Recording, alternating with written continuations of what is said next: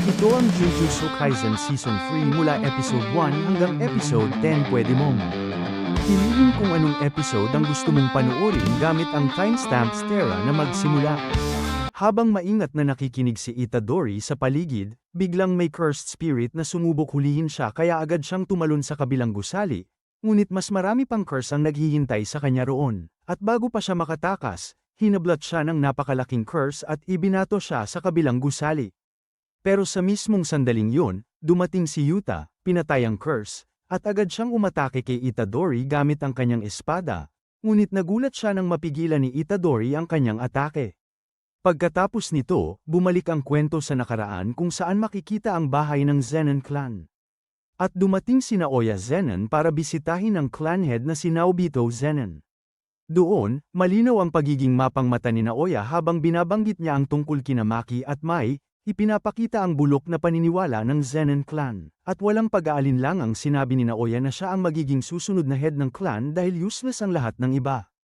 Maya-maya, dumating ang abogado ni Naobito at ibinalita na patay na si Naobito dahil sa matinding sugat na tinamo niya matapos sunugin ni Jago, at sinimulan niyang basahin ang huling habilin kung saan itinalaga si Naoya bilang ika-27 head ng Zenin clan, ngunit may kondisyon, kapag namatay o nawala ng kapangyarihan si Gojo Satoru, tutuparin ang pangako kay Toji Fushiguro at si Megumi Fushiguro ang magiging bagong head ng Zenin clan at magmamana ng lahat ng assets.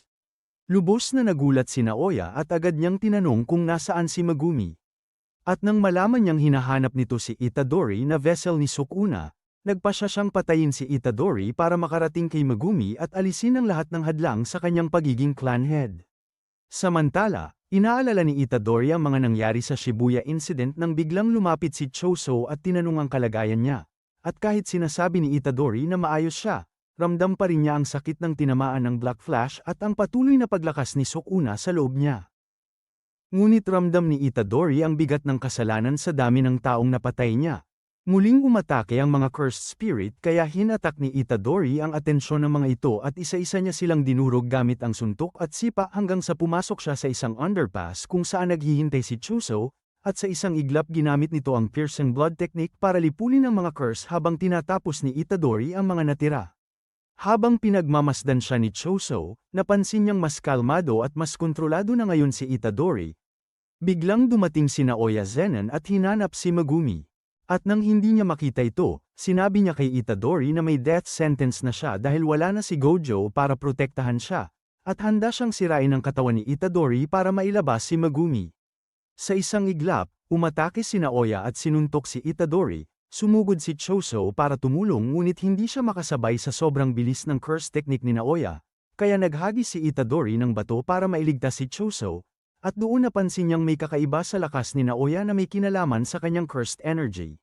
Bago pa matapos ang laban, sabay-sabay nilang naramdaman ang isang napakalakas na cursed energy na para kay Itadori ay kahawig ng kay Gojo pero hindi eksakto, at sa isang malakas na pagbagsak mula sa itaas, winasak ni Yuta Okoso ang pader sa kanyang paglapag, at agad na naunawaan ni Choso na naparito si Yuta para patayin si Itadori, habang naalala naman ni Itadori na si Yuta ang second-year student na binanggit ni Megumi at isa sa pinakamalalakas na sorcerer sa Jujutsu High. Si Yuta ay isang special grade sorcerer, kaya tinanong niya si Naoya kung sino talaga ito. Sinagot naman siya ni Naoya na pinsan siya ni Maki Zenin at pareho lang sila ng pakay, patayin si Itadori Yuji. Kaya hindi siya haarang sa gagawin ni Yuta. Agad namang sinabi ni Choso kay Itadori na kailangan na niyang tumakas dahil sobrang bilis ni Naoya at imposibleng makatakas sila pareho, kaya siya na ang baalang hamarang dito. Tinanong pa ni Itadori kung magiging okay lang ba siya, pero sinabi ni Choso na huwag na siyang mag-alala dahil si Itadori ang tunay na target. At ang kailangan lang niyang gawin ay makaligtas kay Yuta, dahil kung lalaban siya rito, siguradong mamamatay siya. Lalo na't ang presensya nito ay parang kay Gojo. Iminungkahi ni Naoya kay Yuta na maaari niyang patayin si Itadori, pero kailangan muna nilang itago yun sa higher-ups dahil gusto niya munang gamitin si Itadori bilang pain, at pumayag naman si Yuta sa plano habang si Naoya ang bahala kay Choso. Bago tumakas si Itadori, sinabi ni Choso na magkita sila ulit sa parehong lugar kinabukasan, sa kanya inatake si Yuta gamit ang piercing blood, dahilan para si Yuta na mismo ang humabol kay Itadori. Habang hinahabol siya, napagtanto ni Naoya na sobrang bilis talaga ni Itadori at kahit gusto na sana niya itong durugin agad, hindi niya ito maabutin, kaya humarap na lang siya kay Choso. Minamaliit niya ang blood manipulation technique, sinasabi na bukod sa piercing blood ay hindi naman ito ganoon kapanganib. Samantala, hinarang ni Itadori ang espada ni Yuta, dahilan para mapansin ni Yuta na ang galaw niya ay kahawig ni Maki, kaya mas naging agresibo ang kanyang mga atake. Pinakawalan ni Yuta ang napakalakas na cursed energy na sumire sa gusali at tumalsik si Itadori palabas. Sinabi ni Yuta na huwag magulat, kahit hindi siya mukhang power type, napakalakas niya, at doon naisip ni Itadori na kahit kulang si Yuta sa purong pisikal na lakas, binabawi niya yun sa pamamagitan ng napakalaking cursed energy na ginagamit niya para i-boost ang sarili, pero kakaiba ang level nito kumpara sa iba. Sinabi pa ni Yuta na kahit mas marami siyang cursed energy kaysa kay Gojo Satoru, may 6 eye si Gojo kaya halos zero ang energy loss nito, samantalang siya ay napapagod, kaya pagdating sa performance, number 1 pa rin si Gojo. Pagkatapos ng usapan, sineryoso na ni Yuta ang laban, at hirap na hirap si Itadori basahin ang mga galaw niya, dahilan para maalala niya ang sinabi ni Todo na habang mas magaling ang isang sorcerer, mas mahirap basahin ang daloy ng cursed energy nito. Naalala rin niya na ang first-rate sorcerers ay kayang kontrolin ng cursed energy hanggang sa huling sandali ng atake. Naalala ni Itadori ang mga huling salita ni Nanami, na kailangan niyang pasanin ang lahat, kaya sinabi niyang hindi pa siya pwedeng mamatay, pero inatake pa rin siya ni Yuta. Habang umiiwas, kumuha si Itadori ng kutsilyo mula sa isang sasakyan at ginamit ito. Pinilit ni Itadori lagyan ng cursed energy ang kutsilyo para pigilan ang katana ni Yuta, pero kulang ang kontrol niya, kaya sinipa siya ni Yuta at sa isang malakas na slash ay parehong naputol ang kutsilyo at nasugatan si Itadori, subalit sa huling sandali, sinipa ni Itadori ang katana at nabasag din ito. Doon napagtanto ni Yuta na tunay ngang estudyante siya ni Gojo at hindi magiging madaling talunin. Lumapit si Itadori para lumaban ng suntukan dahil pareho na silang walang armas at inisip niyang may tsansa na siya, pero biglang lumitaw si Rika, hinawakan siya ng mahigpit, at nagtanong kung ano ang ginagawa nila. Sinabi ni Yuta na naglalaro lang sila, pero gulat na gulat si Itadori, hindi niya alam kung Shikigami ba ito, saan ito galing, at kung paano siya hindi makagalaw sa sobrang lakas nito. Inutusan ni Yuta si Rika na hawakan si Itadori, at sa isang iglap, tinusok niya ng espada ang dibdib nito. Diretso sa puso, at sa sandaling yun, naramdaman din ni Sukuna ang nangyari. Sa kabilang banda, patuloy na binubugbog ni Naoya si Choso, at wala itong magawa dahil hindi niya maintindihan kung ano talaga ang curse technique ni Naoya, at ayaw rin itong ipaliwanag. Galit na galit si Naoya at tinawag siyang makulit, habang iniisip kung bakit ganoon na lang ang tibay at katigasan ng kalaban niya. Ang gusto niyang malaman ay kung ano talaga ang curse technique ni Choso at kung bakit siya ganoon katigas ang ulo.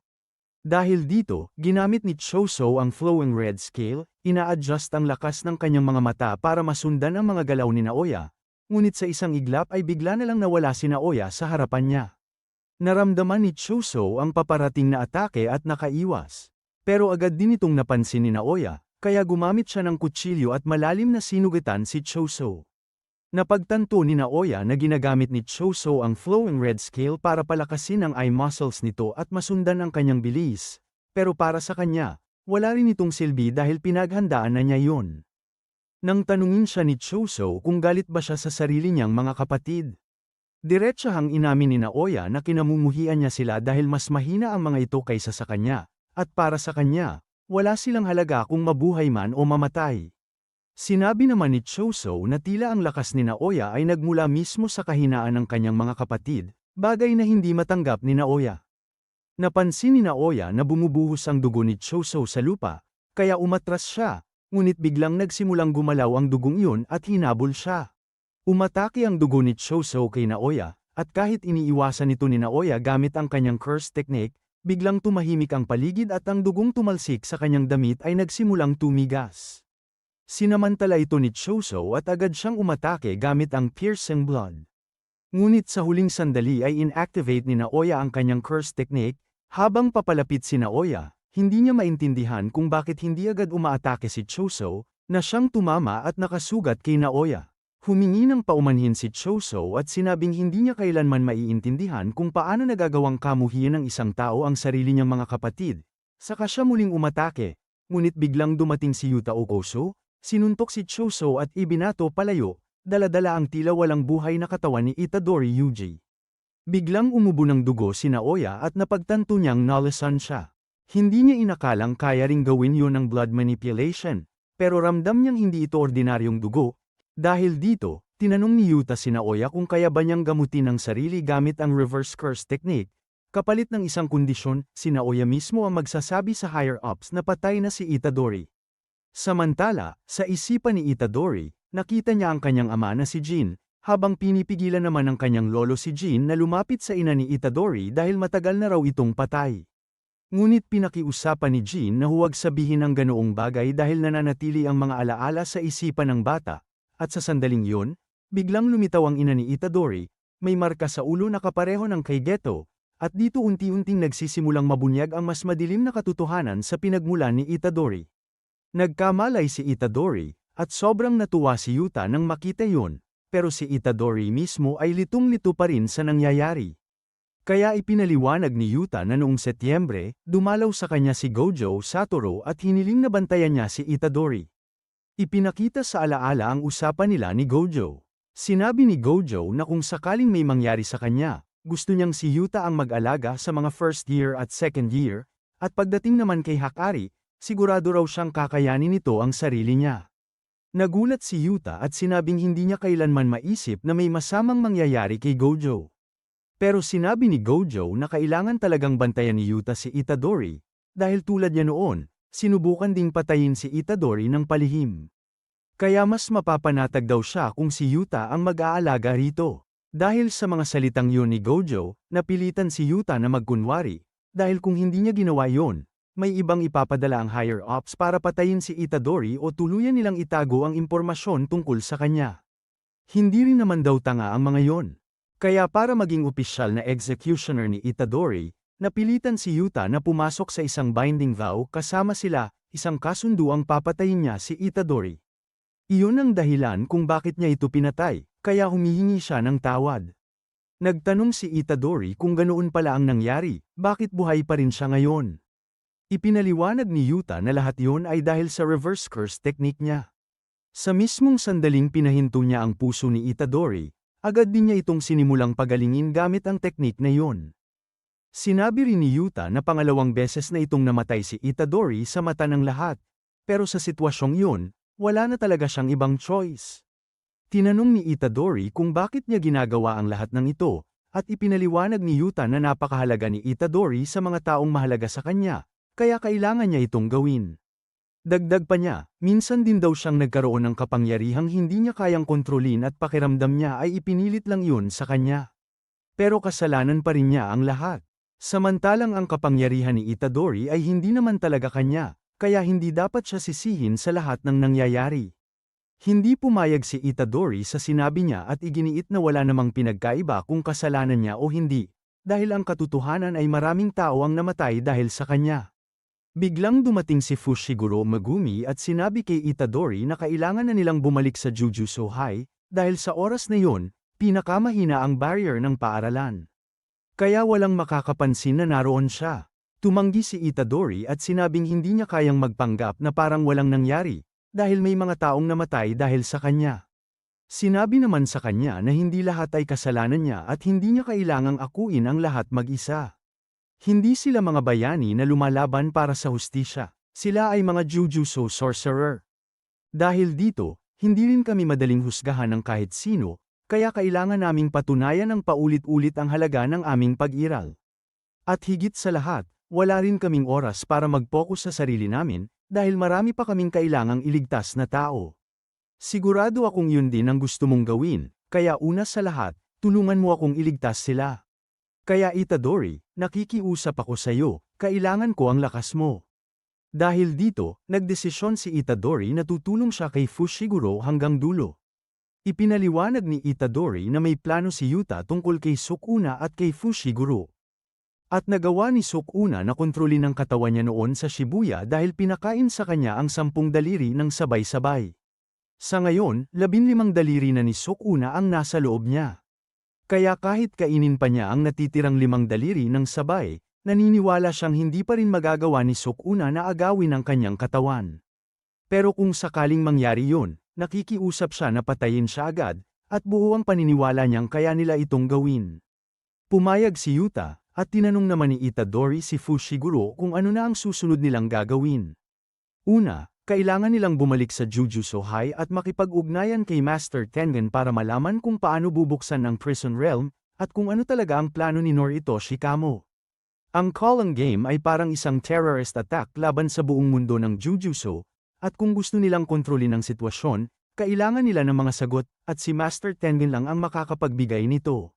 Sinabi ni Itadori na baka may alam si Yuki tungkol dito, pero ipinaliwanag ni Fushiguro na nakausap na niya si Yuki at siya mismo ang nagbigay ng ideyang ito. Ayaw munang makipagkita ni Yuki sa higher ups, kaya nagtatago siya sa Jujutsu High. Ang pinakamalaking problema nila ay ang mga concealing barrier ni Master Tengen, dahil may libu-libong pinto roon na palaging nag-shuffle, at iisa lang ang tamang pinto na papunta sa Tombs of the Star Corridor kung saan naninirahan si Master Tengen. Kapag nagkamali sila ng piniling pinto, hindi na nila kailanman mararating si Tengen. Tinanong ni Itadori si Fushiguro tungkol kay Nobara, at sa nakita niyang ekspresyon sa mukha nito. Agad na niyang naintindihan ang sagot. Biglang dumating si Choso at sinabi na may alam siyang paraan para makarating kay Master Tengen. Pumasok sila sa isang secret room sa loob ng Jujutsu High, kung saan naghihintay sina Maki at Yuki. Tuwang-tuwa si Yuta nang makita si Maki, pero napansin nilang puno ng paso at sugat ang katawan nito. Sinabi nila kung gaano kahimala na nakaligtas siya sa kamatayan, at lahat ng iyon ay dahil sa heavenly restriction, ang mismong lakas ng katawan ni Maki ang siyang nagligtas sa kanya. Tinanong ni Maki si Fushiguro tungkol sa concealing barrier ni Master Tengen, kaya pumasok si Choso para ipaliwanag ang lahat. Nagustuhan ni Yuki ang ideyang yon, habang nagtataka naman si Maki kung sino ba talaga ang lalaking ito. Dahil dito, nahanap ni Choso ang tamang pinto na papunta sa Tombs of the Star Corridor. Pagdating doon, bumungad sa kanila ang isang kagubatan kung saan matatagpuan ang Cursed Warehouse. Doon, napansin ni Itadori ang mga bakas ng dugo at nagtanong tungkol dito. Kaya ipinaliwanag ni Yuki na 12 taon na ang nakalipas mula noon, at iyon ang panahong nagsimulang magulo ang lahat. Pagdating nila sa main hall, wala silang nakitang kahit ano, kaya nagtanong si Itadori kung ano ang nangyayari. Sinabi ni Yuki na tila nire-reject sila ni Master Tengen. Dahil kapos na sa oras ang kapatid ni Fushiguro na si Sumiki, iminungkahi ni Yuta na bumalik na muna sila. Pero sa sandaling yon, biglang nagpakita si Master Tengen. Sinabi nito na ikinatuwa niyang makilala silang lahat, pero mukhang paalis na raw sila. Nagsisimula ang episode eksakto kung saan nagtapos ang nakaraang episode. Dumating na sina Yuji at ang buong grupo kay Master Tengen. Isa-isa niyang kinikilala ang lahat, alam niya kung saan sila nanggaling, kung sino ang mga Zenin, kung sino ang may koneksyon sa death paintings. At alam din niyang naroon ang vessel ni Sukuna. Biglang nagsalita si Tengen. Hindi ito ang una nating pagkikita, di ba, Yuki? Diretsyong tinanong ni Yuki Tsukumo si Tengen kung bakit niya tinanggal ang seal ng Tomb of the Star Corridor. Sagot ni Tengen, inakala raw niyang kakampi nila si Kenjaku, kaya hindi niya mabasa ang tunay na intensyon ng mga tao. Pagkarinig ng pangalang Kenjaku, lahat ay nagulat. Sino yun? Dito na ibinunyag ni Tengen ang totoo, si Kenjaku ay walang iba kundi si Noritoshi Kamo. Kinumpirma rin ni Tengen na ang katawan ni Geto ang kasalukuyang ginagamit ni Kenjaku. Nagtanong si Yuji kung bakit ganito na ang itsura ni Tengen. Ipinaliwanag ni Tengen na immortal siya, pero hindi ageless. Tumatanda pa rin siya, at ngayon ay mahigit 500 taon na ang edad niya. Dito na pumasok sina Megumi at Yuta, na nagpaliwanag kung bakit talaga sila naroon, para malaman ang plano ni Kenjaku, at higit sa lahat, kung paano bubuksan ang Prison Realm. Habang nagsasalita sila, napansin ni Yuji na unti-unting nawawala ang gate sa likuran nila. Sumang-ayon si Tengen na ipaliwanag ang lahat, pero may kondisyon. Kailangan daw na 2 sa 3 kina Yuta, Yuki, at Choso ay manatili roon bilang mga tagapagtanggol ni Tengen. Nagtaka si Yuta, bakit kailangan mo ng guard? Immortal ka naman, di ba? Sumabat si Maki, diretsahan, takot ka lang na masil ulit. Dito na natin nakita ang ilang kakayahan ni Tengen, kasabay ng pagpapaliwanag tungkol sa layunin ni Kenjaku. Ayon kay Tengen, ang plano ni Kenjaku ay pilitin ang buong Japan na mag-evolve ang humanity. Pero ang tanong ni Megumi, alam na namin yan, pero ano ba talaga ang eksaktong plano niya? Bakit ginamit ni Kenjaku ang barriers ni Tengen at ang idol transfiguration para gawing sorcerers ang mga ordinaryong tao? Ipinaliwanag ni Tengen na ang cursed energy ay karaniwang near-refine sa pamamagitan ng maximum, Uzumaki, kaya limitado ang epekto nito sa bawat individual. Dito naglabas ng matinding revelasyon si Tengen. Sa tingin niyo ba, ako lang yung nakikita niyo ngayon? Hindi. Ang kaluluwa ko ay umiiral sa lahat ng direksyon. Ipinakita ni Tengen ang marami niyang anyo, at sinabi niyang ang mga makikipag-merge sa kanya ay lalampas pa sa antas ng sorcery. Pero may babala, kung mag-evolve ang humanity at kahit isang tao lang ang mawala ng kontrol, matatapos ang mundo. Mawawala ang lahat ng hangganan, at ang mga impurity ng milyon-milyong tao ay kakalat. Tinanong ni Yuji kung bakit ginagawa ni Kenjaku ang lahat ng to. Tahimik na sagot ni Tengen. Hindi ko alam. Sinabi ko na sa inyo, hindi ko kayang intindihin ang puso ng tao. Kaya hanggang ngayon, misteryo pa rin ang tunay na dahilan ni Kenjaku. Pero dito mismo sinabi ni Master Tengen kung saan nagsisimula ang totoong problema. Matapos ang kanyang evolution, mas naging malapit na siya sa mga curse kaysa sa mga tao. Dahil doon, isa na siyang valid target ng cursed spirit manipulation. Pagkarinig nito, literal na nakatulala ang lahat. Nagpatuloy si Tengen, kung sakaling makipag-contact si Kenjaku sa kanya, may posibilidad na ma-absorb siya. Tinanong ni Yuki kung bakit ngayon ginagawa ni Kenjaku ang lahat ng ito. Dito ipinaliwanag ni Tengen ang koneksyon ng Tengen, Star Plasma Vessel, at Six Eyes. At sa kasalukuyan, iisa na lang ang natitirang Six Eyes user. Pero 12 taon na ang nakalipas, may nangyaring hindi inaasahan. Pumasok si Toji Fushiguro, isang lalaking may heavenly restriction, walang cursed energy, pero sobrang lakas sa pisikal. Pinatay niya ang vessel, at tuluyang nabigo ang merger. Nandoon din si Geto, ang lalaking may kakayahang cursed spirit manipulation. At 6 na taon na ang nakalipas, napunta sa kamay ni Kenjaku ang Prison Realm. Dito nagsalita si Yuta, kailangan nilang pumasok sa Calling Game, mangolekta ng 100 puntos, at magdagdag ng rule na magpapahintulot sa mga players na umalis sa laro nang hindi namamatay. Lahat ng ito ay para kay Sumiki Fushiguro, kapatid ni Megumi, ang tunay na dahilan kung bakit nagsimula ang lahat. At kasabay nito, kailangan din nilang palayain si Gojo Satoru. Dahil ayon kay Megumi, kapag bumalik si Gojo, marami sa mga problemang to ay kusa ng maayos. Habang may itatanong pa sana si Yuji kay Tengen, pero biglang, kusang loob nang nag-offer sina Choso at Yuki na sila ang magstay. Para kay Choso, malinaw ang dahilan. Sumang-ayon si Yuki Tsukumo at sinabi niyang marami pa siyang gustong pag-usapan kay Tengen, kaya mananatili rin siya. Nagpasalamat si Tengen sa kanilang dalawa, at sa kanya inilabas ang isang bagay na parang prison realm, ang tinatawag na backside o backdoor nito. Kahit si Yuki, unang beses lang narinig ang tungkol dito. Naunawaan agad ni Yuji, parang backdoor access ito. Ipinaliwanag ni Tengen na bago pa makuha ni Kenjaku ang prison realm, nakuha na niya ang likod na bahagi nito. Kahit nasa labas ng barrier ang prison realm, magkakonekta ang front at back. Ibig sabihin, kung sa harap na bahagi nakasil si Gojo Satoru, may koneksyon din yun sa likod. Pero umiling si Tengen. Si Kenjaku lang ang may autoridad na magbukas ng front side. Maliban na lang kung mayroon sila ng alinman sa dalawang bagay. Inverted Spear of Heaven kayang i-nullify ang lahat ng curse techniques. Black Rope kayang i-cancel ang curse techniques at ang epekto nito. Pero may masamang balita. Sinira na ni Gojo Satoru ang Inverted Spear of Heaven matagal na ang nakalipas. At pati ang Black Rope, sinira rin niya noong nakaraang taon. Dito umamin si Yuta. Siya at si Miguel mismo ang nagdala ng Black Rope kay Gojo para sirain ito. Galing yun sa Africa, at doon din nalaman kung bakit nawala si Yuta ng matagal, pero wala rin siyang nakuhang kapalit. Tinanong ni Yuki kung may ibang paraan pa. Sumagot si Tengen, meron.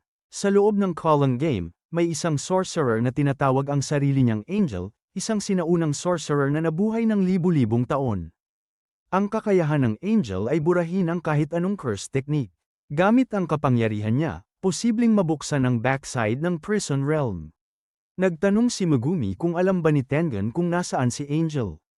Sagot ni Tengen, hindi nililimitahan ng mga colony barrier ang impormasyon, at wala siyang eksaktong lokasyon. Ipinakita pagkatapos ang buong mapa ng Colon Game colonies sa Japan, 10 colonies, konektado sa pamamagitan ng mga barrier na sumasaklaw sa buong bansa. Agad na naintindihan ni Megumi, mayroon na lang silang 10 araw at 15 oras para pigilan si Sumiki na mapilitang sumali sa Colon Game.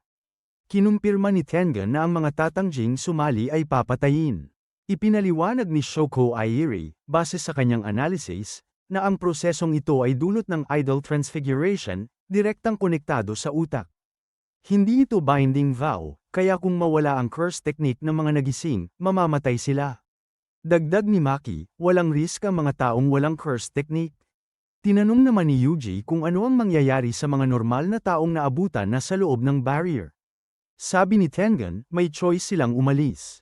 Pero para mabilang-bilang player, kailangang pumasok sila sa colony sa sarili nilang kagustuhan. Kaya kailangan ng malinaw na objective ang laro. Habang iniisip ni Yuji ang katotohanang kailangang pumatay para makakuha ng puntos, na-realize ng grupo na hindi sila pwedeng basta magdagdag o mag-alis ng rules, kailangan nilang humanap ng indirect na paraan.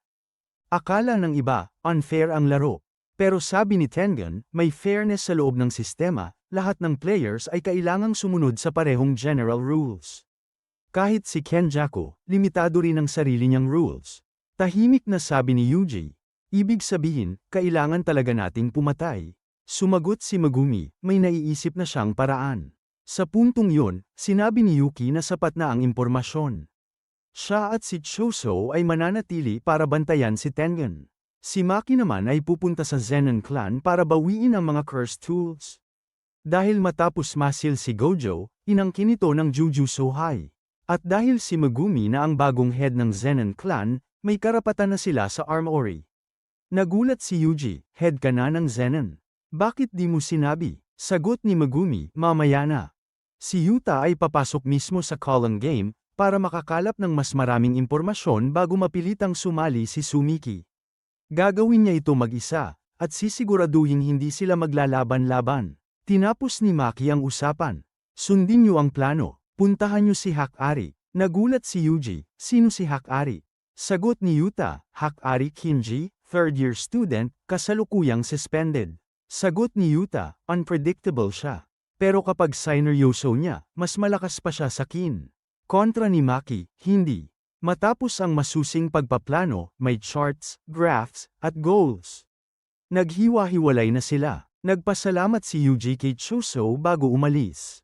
Napaluha si Choso. Biglang cut. Isang theater ang ipinakita, may isang lalaking nagpe-perform. Si Fumihiko Takaba. Sunod na eksena, pinapagalitan siya ng manager niya.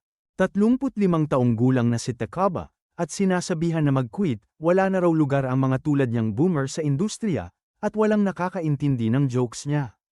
Pag-alis ng manager, may isang lalaking nagbabasa ng dyaryo ang nagsalita. Gusto ko ang material mo. Ang pangalan niya ay Ken. Sabi niya, mali silang dalawa dahil minsan, sumisikat ang tao kahit hindi naman talaga nakakatawa. May dalawang klase lang ng taong nananatiling sikat. Yung laging nakakatawa at yung naniniwalang kaya nilang maging laging nakakatawa. Tinanong niya si Takaba, ikaw, alin ka? Nag-isip si Takaba, 50-50, hindi, 70-30, hindi, 50-50 na lang. At dito, lumabas ang pangalan niya sa system. Sa opening, makikita natin si Maki Zenon. Pagpasok sa loob, nalaman natin na ang kausap niya ay walang iba kundi si Naoya Zenon, na patuloy siyang minamaliit at tinatanong kung ano na raw ang gagawin niya sa buhay gayong hindi na siya marunong gumamit ng Jujutsu. Sinundan pa niya ito ng panlalait at sinabing guguluhin niya ulit si Maki gaya ng dati, dahilan para tuluyan ang umalis si Maki nang walang imik. Dumiretso siya sa Zenon Armory. Pero hinarang siya at sinabihang bawal ang pumasok, hanggang sasabihin ni Maki na may pahintulot siya mula sa clan head, si Megumi Fushiguro. Pagkatapos noon, tuluyang nakarating si Maki sa armory. Binuksan niya ang pinto at pumasok sa loob, pero biglang may mga boses tayong narinig, mga usapan mula sa nakaraan. Maririnig sina Naoya Zenon, Ogi Zenon, Jinichi Zenon. Doon na nila binuo ang plano, patayin sina Megumi, Maki, at Mai. Bumalik tayo sa kasalukuyan, nakabukas na ang pinto ng armory at doon nakatayo si Ogi, sinasabing walang kahit isang curse tool sa loob dahil matagal na niya itong inalis. At doon sa ibaba ay makikita si Mai, sugatan at galit, tinatawag si Maki na tanga dahil pumunta pa siya roon. Sa sandaling yun, inilabas ni Maki ang sandatang dala niya mula pa kanina, isang curse tool na tuluyang na-reveal bilang masterpiece ng Jujutsu World.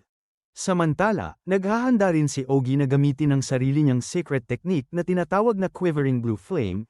Si Ogi ang unang umatake, wala rin siyang nagawa dahil kahit mabali ang espada ni Ogi, nagawa pa rin itong hiwain si Maki ng paulit-ulit. Pagkatapos nito, kinaladkad ni Ogi ang magkapatid at sinabi na ang dahilan kung bakit hindi siya naging clan head ay dahil sa kanilang dalawa. Dahil para sa kanya, ang mga anak ang humihila pababa sa mga magulang, at tuluyan niyang itinapon sina Maki at Mai pababa, handa nang tapusin ang lahat.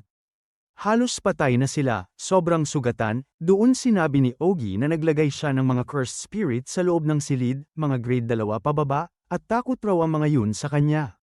Pero sa oras na umalis siya at makawala ang mga cursed spirit, kakainin raw sina Maki at Mai. Idinagdag pa niya na kahit heavenly restricted si Maki at may pambihirang pisikal na lakas, wala raw itong pinagkaiba dahil ang mga sorcerer ay dumadaan sa training at pinalalakas ang katawan gamit ang cursed energy. At ang lakas na meron si Maki ay kaya raw abutin ng kahit sino.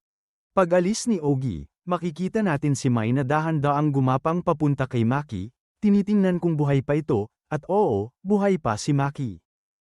Sumunod na eksena, makikita natin silang dalawa na tila nasa tabing dagat, at sinabi ni Mai na alam na ni Maki kung paano gumagana ang kanyang teknik, hindi siya kayang lumikha ng malalaking bagay o komplikadong armas, at dahil sugatan na siya, mamamatay siya kung susubukan pa niyang gumawa ng kahit ano, kaya ibibigay na lang niya ang lahat ng makakaya niya.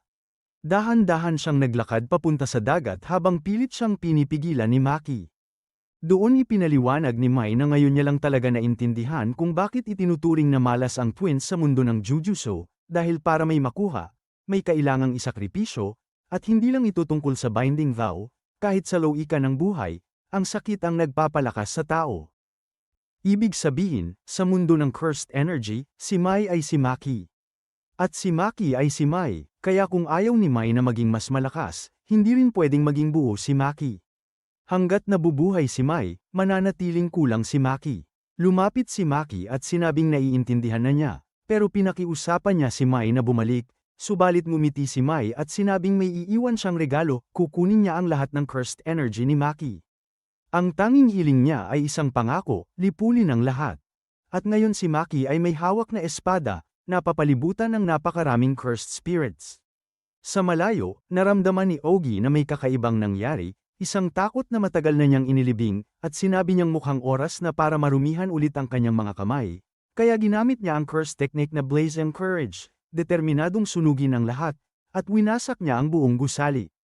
Pero sa halip na si Maki ang masugatan, isang matinis na slash ang sumagitsit, at naputol ang ulo ni Ogi. Tahimik na naglakad si Maki, espada sa kamay, at sinabi niyang, Mai, simulan na natin. Sa loob ng Zenon clan, nag-uunahan ang mga alarma, nagtatakbuhan ang mga miyembro, habang kumakalat ang balita na nagwala si Maki at napatay si Ogi, at ang Kakuru unit ang kasalukuyang humahawak sa sitwasyon. May isang lalaking nag-utos sa kanyang team na bilisan ang pagdakip kay Maki bago dumating ang kapitan, sabay babala na huwag muna siyang patayin, dahil siya mismo ang papatay sa kanya, at malinaw na kabilang siya sa Kakuru unit. Isa itong subordinate organization ng Zenon clan, ang Kakuru unit, mga mandirigmang bihasa sa martial arts at araw-araw na nagsasanay. Dati, kabilang din si Maki sa unit na to bago pa siya tuluyang ihiwalay ng clan. Makikita natin si Maki na papalapit, may dalawang armas sa kamay, hindi pa malinaw kung ano ang isa, pero ramdam na ramdam ang bigat ng presensya niya. Habang naglalakad siya, naaalala niya ang pangako kay Mai, at grabe ang aura niya, sobrang cold, sobrang deadly. Pinalibutan siya ng buong unit, at sa isip niya, humingi siya ng paumanhin kay Mai, at doon na, sabay-sabay umatake ang buong Kakuru unit. Pero si Maki, hindi na to yung dating Maki.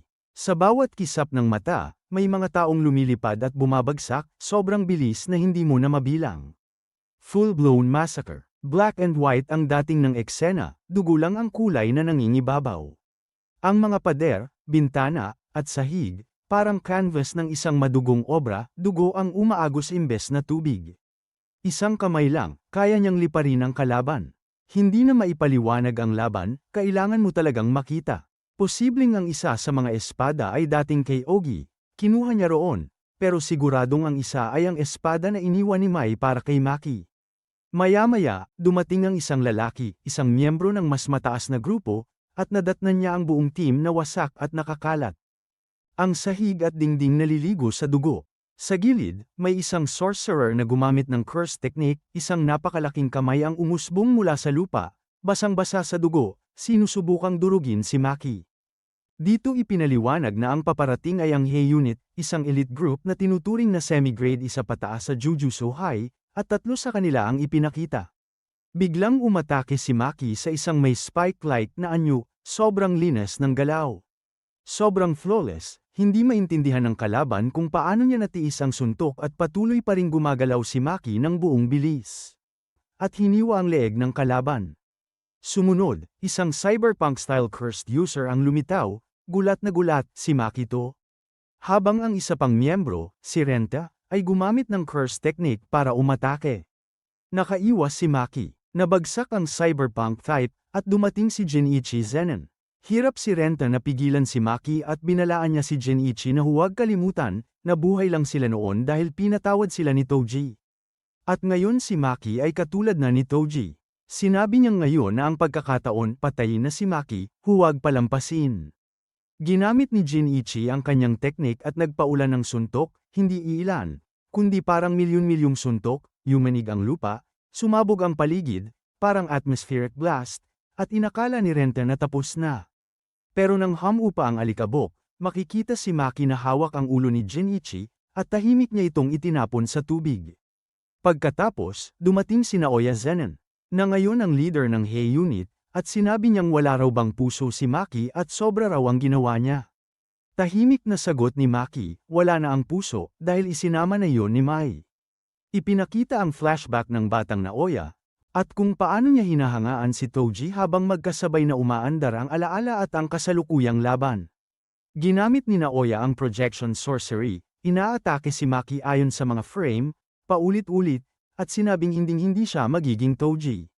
Pero habang binubugbog niya si Maki gamit ang teknik, ginagamit ni Naoya Zenin ang projection sorcery, at habang nangyayari yun, sinusubukan ni Maki Zenin na basahin ang galaw niya, parang binibilang sa isip, 1, 2, 3, 4. Dito malinaw na ipinapaliwanag kung paano gumagana ang projection sorcery, kailangan tuloy-tuloy ang galaw, bawal kahit isang segundong huminto.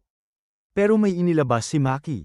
Inilapit niya ang dalawang kamay niya sa harap at nagbagsak ng isang malakas na hampas, parang Hulk smash, tinatangay pati ang alikabok.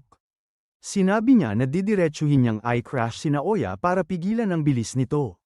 Sumagot si Naoya na anumang mahawakan ng kamay niya ay kailangang sumunod sa rules ng projection sorcery, gumalaw sa loob ng 1 segundo na hinati sa 24 na frames. At kapag hindi mo nasunod, magyeyelo ka ng 1 segundo. Nahawakan niya si Maki, at akala niya tapos na. At sa katawan na meron siya ngayon, kaya na niya itong makita at sabayan. Doon na siya kumilos. Hinawakan ni Maki si Naoya at isang solid na suntok ang ibinagsak niya, ibinaon si Naoya sa lupa. Nabali ang panga, hindi lang basta bali, parang nadurage, at doon na natapos si Naoya. Isang simpleng sorry lang ang nasabi ni Maki. Pagkatapos nito, hinanap ni Maki ang nanay niya habang pinapatumba ang iba gamit ang espada na kakakuha lang niya. Ang nanay niya, nagtatago at nagmamakaawa na huwag siyang lapitan. Kitang-kita ang takot, pero sa huli, napatay ni Maki ang sarili niyang ina. Samantala, si Naoya, na halos gumagapang na lang, ay nakarating pa kay Maki. Galit na galit siya, nagmumura, hindi makapaniwala kung paano siya halos mapatay. Pero kahit sugatan, lumabas ang nanay ni Maki na may hawak na patalim at doon niya tuluyang pinatay si Naoya Zenin. Pagkatapos nito, nakita natin si Momo Nishimiya, na nasaksihan si Maki na lumalabas dala ang kapatid niya sa balikat. Hindi napigilan ni Momo ang mapaiyak. Sinabi ni Maki kay Momo na ipinagkakatiwala niya rito ang natitirang mga bagay. Sa simula ng episode, ipinakita muna sa atin si Panda, ang paborito nating baby panda. May isang taong nagtatanong kay Masamichi Yaga kung ano ba talaga si Panda. Ipinaliwanag na ang ginawa ni Yaga ay isang artificial cursed corpse, hindi lang basta puppet. Iba ito sa karaniwang ginagawa niyang mga manika na sinusunod lang ang utos. Si Panda, kumikilos ng mag-isa. Hindi mo siya basta-basta mauutusan. May sarili siyang cursed energy, at ang lakas na yun ay hindi na pwedeng tanggalin. Dito na ipinakitang nakatali si Yaga. Sinabihan siya na idineklara siya ng higher-ups bilang special grade, at mula ngayon ay ikukulong na siya. Ang paratang sa kanya, kung sinadya niyang likhain si Panda, posibleng kaya rin niyang gumawa ng buong hukbo ng mga cursed corpses. Sunod na eksena, makikita si Yaga na nakaupo sa loob ng isang tahimik na lugar sa gubat. May lumapit sa kanyang dilaw na puppet na si Takeru. Sinabi ni Takeru na nag-aalala ang lahat sa kanya, at sinabi raw niya sa iba na hindi maganda ang pakiramdam ni Yaga at kailangan lang ng kaunting pahinga. Mayabang pang tinawag ni Takeru ang sarili niyang henyo, at bahagyang tinapak ni Yaga ang ulo niya. Ipinakita na marami pang puppet sa lugar habang papaalis na si Yaga. Paglipat ng eksena, makikita si Panda na nakatali sa parehong lugar kung saan unang umupo si Yuji Itadori noong Season 1, Episode 1. Muling lumipat ang eksena kay Yaga. Nasa likod niya si Takeru, at sa harap niya ay sina Kusakabe at ang kapatid nitong babae na naka-wheelchair. Nagsalita si Yaga, handa siyang tumulong, dahil hindi mabubuhay ang kapatid ni Kusakabe nang wala si Takeru. Nagtanong si Takeru, siya ba ang nanay ko? Sagot ni Yaga, oo. Tumayo ang babae mula sa wheelchair habang nakikita si Takeru, tila may naalalang alaala ng sariling anak. Humingi ng paumanhin si Yaga. Ipinahiwatig na ang tunay na Takeru, isang batang lalaki, ay namatay na. At ang kanyang natitirang enerhiya ang inilagay ni Yaga sa puppet. Naiintindihan ito ni Kusakabe. Tumanggi siya, hindi raw maaaring ilabas ang mga puppet o gumawa ng ganito sa labas. Sunod na eksena, may isang taong hamarang kay Yaga sa kalye, nakatayo sa itaas ng mga streetlight. Tinanong siya kung saan siya pupunta nang wala ang kanyang mga puppet. Sagot ni Yaga, pupuntahan ko ang anak ko. Sinabi ng lalaki na iisa lang ang paraan para makatakas si Yaga, kamatayan. Ngumiti si Yaga at sinabing may tapang lang sila dahil wala si Satoru Gojo. Hinubad niya ang jacket at tumingin sa malayo, naroon si Yoshinobu Gakuganji, ang matandang tumutugtog ng gitara. Biglang nag-cut ang eksena. Makikita si Yaga na duguan at bagsak sa kalsada. Nakatayo si Gakuganji sa harap niya, kasama ang isa pang matandang sorcerer. Pinapaalis ni Gakuganji ang isa, at kinausap si Yaga. Sinabi ni Yaga na kinopya nila ang soul information niya at sinubukang ilagay sa mga puppet, pero nabigo sila. Tinanong ni Gakuganji kung bakit ngayon lang niya sinabi ito, kung mas maaga raw sana. Baka nabuhay pa siya. Sagot ni Yaga, hindi ito impormasyon, ito ang sumpa ko sa iyo. At doon, namatay si Yaga. Dumating si Panda. Handa sanang lumaban si Gakuganji, pero hindi siya pinansin ni Panda. Dumiretso siya sa katawan ni Yaga. Nagtanong si Gakuganji kung hindi ba siya galit, kung ayaw ba niyang makipaglaban. Sagot ni Panda, hindi niya naiintindihan ang alita nila. Para sa kanya, si Gakuganji ay parang kutsilyong nakahandusay lang sa lupa. Pero may isang bagay siyang pinaalala, kahit ang mga panda, umiiyak din. At doon, umiyak si Panda. Kasabay nito, makikita sina Yuji at Megumi na inaalala ang sinabi ni Master Tengen. Nalaman nila kung nasaan si Kinji Hakari, nagpapatakbo siya ng mga illegal na gambling fight sa isang multi-story parking lot. Ipinaliwanag ni Tengen na naglalaban-laban ang mga sorcerer habang pinapanood ng mga ordinaryong tao, isang malinaw na paglabag sa Article 8 nanograms Jujutsu Regulations. Sinabi ni Megumi kay Yuji na magpalit ng damit. Kapag nalaman ni Hakari na konektado sila sa Jujutsu High, tiyak na tatakbo ito. Kahit pa sinasabing walang silbi si Hakari ng upper management, sinabi ni Yuta Okuso na mas malakas pa si Hakari kaysa sa kanya. Kaya kailangan nila ang lakas nito. Pagdating nila sa parking lot, hinarang sila ng dalawang lalaki, isang matangkad at isang pandak. Binalaan sila na umalis bago magbilang ng 3, kung ayaw nilang mabugbog. Sagot ni Megumi, kailangan nila ng pera at gusto nilang sumali sa laban. Kaya tinanong siya, sino ang nagsugo sa'yo rito? Sumagot si Megumi na hindi niya alam ang pangalan. Patay na raw ang taong yun, pinatay niya 1 buwan na ang nakalipas. Kinumpirma rin ito ng mga bantay. Kaya malinaw, nandito lang si Megumi para punan ang bakanteng pwesto ni Kondo. Sumingit ang pandak na lalaki sa likod at sinabing papayag ang boss, bibigyan sila ng slot sa laban ngayong araw. Pero may kondisyon, hindi si Megumi ang lalaban, kundi yung nasa likod niya. Ibig sabihin, si Yuji. Paglabas nila, sinabi niya kay Megumi na delikado ang bluff na ginawa niya. Posibleng binabantayan na sila sa camera, malamang si Hakari mismo ang nanunood. Nagdesisyon si Megumi, mag-iimbestiga siya sa loob habang si Yuji ang sasabak sa laban. Samantala, si Yuji ay nasa holding area. Ipinaliwanag ng matangkad na bantay ang 2 rules. Una, bawal tumakas. Ikalawa, bawal gumamit ng curse technique.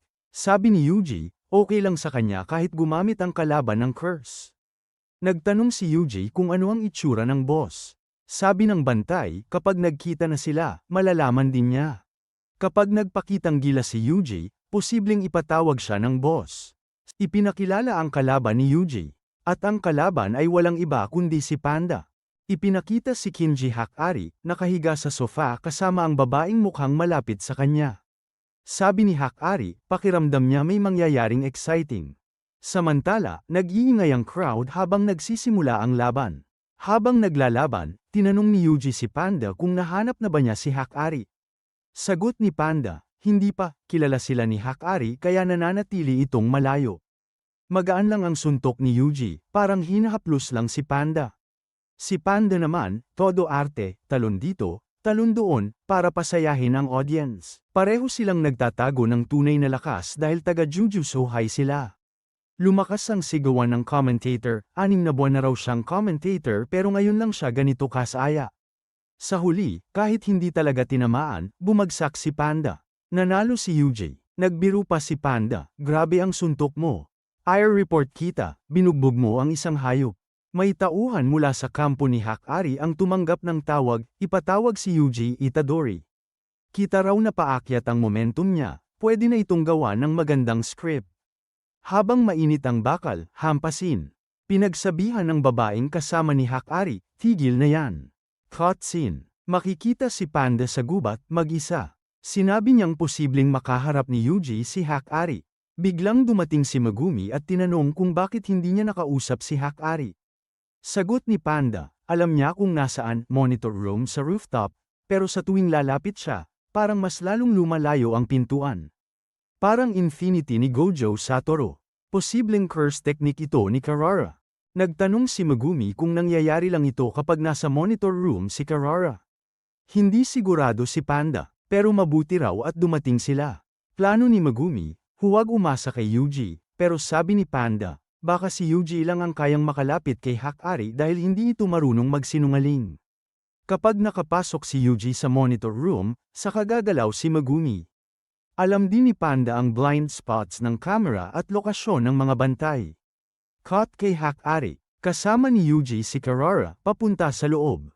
Sinabi ni Karara na bata pa si Yuji para sa first year. At naulit ni Hakari ang 1 taon. Excited daw si Hakari, at gusto niya yun. Sa loob, inalok ni Hakari si Yuji ng business opportunity, 10,000 piso yen kada buwan, pwedeng gawing 20,000 piso kung kukuha ng course. Tumanggi si Yuji. Para kay Hakari, ang buhay ay sugal. Lahat nagsusugal, sa desisyon, sa pag-ibig, sa pangarap. Hindi sugal ang kinaiinisan ng tao, kundi ang pagkatalo. Sabi ni Yuji, may mga taong gusto lang ng tahimik na buhay. Sagot ni Hakari, wala siyang kilalang ganon. Gusto ni Hakari ang kontrol. Inalok niya si Yuji na sumali. Bago pa makasagot si Yuji, tumunog ang phone ni Hakari, call ni Karara, ibig sabihin may problema. Biglang inatake ni Hakari si Yuji, bumagsak ang mga pintuan sa paligid. Nagdadodge si Yuji habang umaandar ang curse technique. Nagbanggaan sila ng ulo, sumigaw si Hakari, makinig ka sakin. Sa mismong umpisa ng episode, ipinakita ang isang gwardya na ang tanging hinihiling lang ay matapos na ang duty niya para makauwi na. Pero malas niya, bigla na lang sumulpot si Megumi Fushiguro at sa isang iglap, pinatumba siya bago pa man niya maintindihan kung anong nangyari. Habang iniikot ng grupo ang lugar, ramdam nilang may kakaiba sa atmosfera. Maya-maya, namataan nila si Panda. Nakaupo lang pero ramdam agad ang bigat ng presensya niya. Habang nakatuon ang lahat sa gulo ng laban, tahimik na na-neutralize ang mga gwardya. Ngayon, magkasama nang umaakyat sina Panda at Megumi sa loob ng gusali para hanapin ang target nila. Pero bago pa sila makalayo, bigla silang hinarang ni Karara Hoshi. Sa sandaling nagtagpo ang kanilang mga mata, agad na napagtanto ni Karara na hindi basta-bastang tao ang mga nasa harap niya. Biglang may tumunog na tawag sa telepono. Mabilis ang reaksyon ni Megumi, agad niyang tinawag ang Divine Dog para harangan ang daan. Pero sa isang kakaibang pangyayari, parang naitaboy lang palayo ang atake. Napansin ni Panda na pamilyar ang pakiramdam. Sa tuwing lalapit siya, may misteryosong puwersang nagtutulak sa kanya palayo. Nang makita ito ni Karara, agad siyang tumakbo. Habang papalapit si Panda, pilit niyang ipinapaliwanag na hindi sila kalaban, gusto lang daw nilang mag-usap. Pero muling hinarang siya ng Divine Dog ni Megumi. Hindi siya makausad pasulong o paatras, dahil parehong may kakaibang marka sina Panda at ang Divine Dog. Lalong nalito si Megumi, sinubukan niyang makiusap. Sinabi niyang alam naman siguro ni Karara kung gaano nakalala ang sitwasyon sa Tokyo. May nangyaring napakasahol, at desperado silang kailangan ng tulong. Idiniin niya na kailangan nila si Hakari, at hindi raw sila kumikilos para sa interes ng Jujutsu High. Pero tinawanan lang siya ni Karara. Ipinaalala niya na ang Jujutsu High at ang mga tao roon ang unang pumutol ng ugnayan at tinalikuran sila ni Hakari. Halatang naguguluhan pa rin si Megumi sa ugat ng alitan. Kaya nagsalita si Panda at ipinaliwanag ang lahat. Nagsimula raw ang sigalot dahil sa matinding banggaan nila sa isang konserbatibong paksayon ng mga nakatataas. Ang sentro ng problema, ang curse technique ni Hakari. Kinwestiyon ni Karara kung bakit pa sila naroon. Kung andyan naman daw si Satoru Gojo, bakit kailangan pa nila si Hakari? Ramdam niyang may tinatagong dahilan ang pagpunta nila roon. Dito na sinabi ni Megumi ang katotohanan. Nasil na si Satoru Gojo. Halatang nagulat si Karara, pero may pag-aalinlangan pa rin sa mga mata niya. Napagtanto ni Megumi na hindi sapat ang salita lang. Kaya nagpa siyang kumilos. Inactivate niya ang Rabbit Escape, at biglang bumaha ng mga Shikigami na kuneho sa paligid. Habang kumakalat ang mga ito, may napansin siyang kakaiba, lahat ng kuneho ay may parehong marka. Habang dumarami ang mga kuneho, nagtataka si Karara kung ano ang binabalak ni Megumi.